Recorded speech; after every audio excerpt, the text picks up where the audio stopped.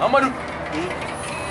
Ina zuwa kuma na kana ta faman sauri ne. Wallahi Allah yake ga barin gari zan yi yanzu. Gari kuma?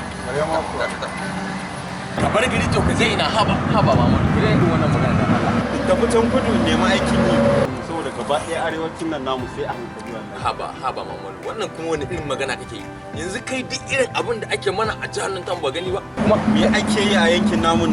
Yanzu kai ka wanda musamman ma mu jiga ta tsakiya.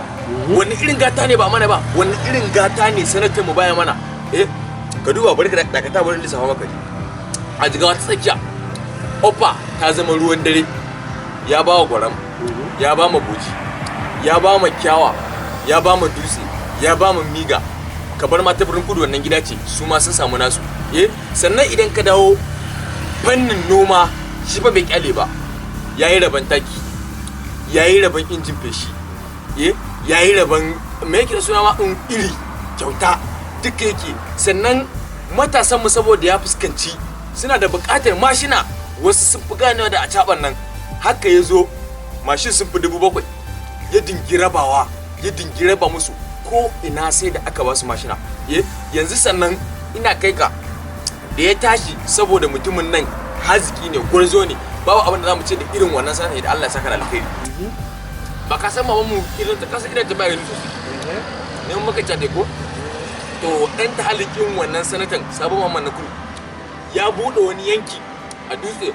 Wannan tsofaffi wannan idan sai fara tafiya kai hada mayara kyauta ake musu magani. A ina ka taba jin sanata irin wannan aikin ba wannan sanatan ba. Dalibai wanda ya samu ma admission sun fi 800 a cikin jihar nan. Shi fa ba ma iya cikin wai abin nan sai yake yi ba.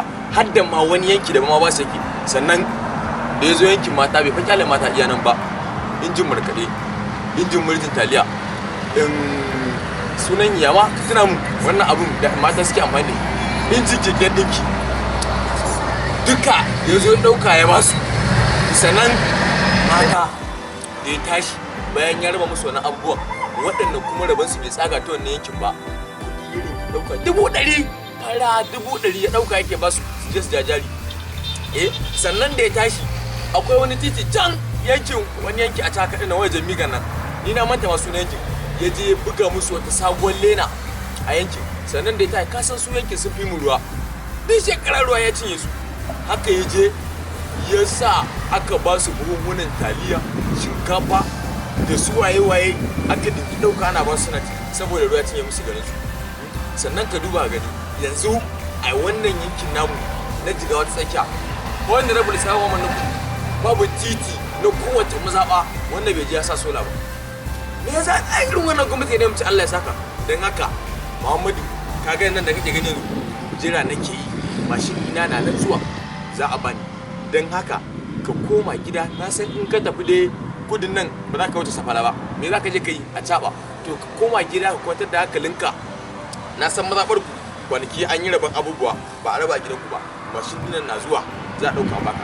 Ka koma gida kuma sauki ka jira kai ma mashin ɗinka zai samu. Shine sa ganin nan ban da wata matsala jira nake kawai na san wannan ɗan talikin mutumin zai fita ne daga damuwa. Ka koma gida kawai kuma sai sa ganin nan ni ban da matsala ko jira nake sa na san in dai akwai irin su sanata SABO MAHAMMAD NAKUDU to ba mai gona ba. Kai kadan kai ka da nesa idan ma kai karatunka da kai irin na gidan gona ne ko na abu akwai wani sabon kamfaninsa da ya buɗe a birnin kudu Majestic ka je ka can ma'aikatan da ya ɗiba a wannan yankin sun fi guda 800.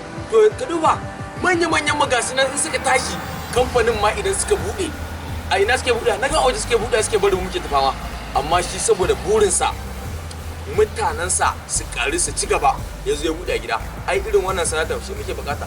Ni ba wannan ko ai kamata ya fara kiransa da kafin gwamnati saboda aikinsa ya yi kuma in Allah da wannan kawai 2023 mu zaɓe a gwamna don ya dace.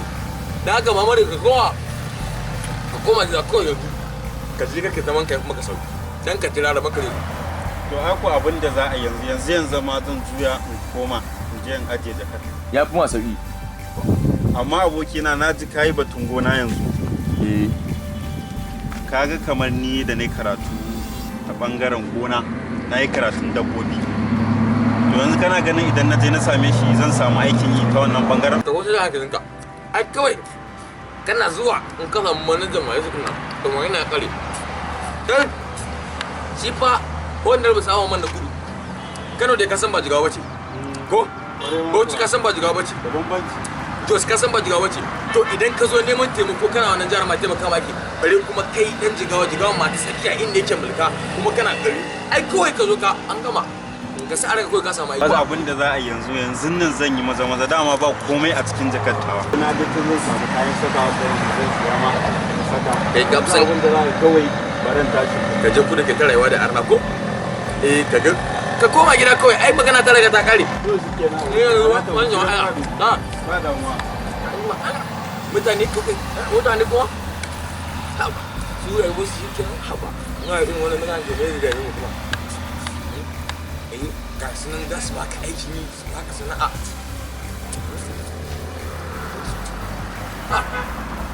ai in dai da irin waɗannan kawai mu karkan mutane saka uwar musamman dan gaskiya wannan sanata yadda mutum Allah ya saka da alkhairi saboda ya mana komai kuma Allah da wannan ai sai gwamna ma gwamna kai ya fai ayyuka masu tarin yawa ko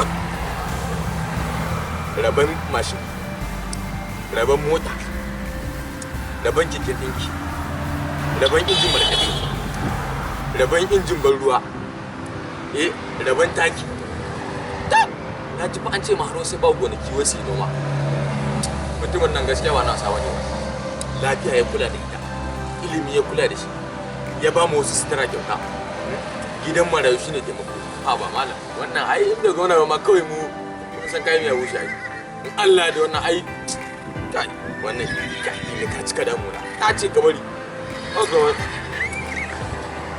ai kawai abin da take hello ina da bayan gari wallahi yanzu muka da Mamadu wai shi alalle sai ya bar gari ai da na faɗa masa irin ayyukan da wannan rabin SABO MAHAMMAD NAKUDU yake yi yanzu ya koma gida shi ma yana jira tsammani kai habaran Allah yanzu kai an kawo mashin ɗinka ka ce kawai tafi gida mashin ɗinka ya zo a ga nan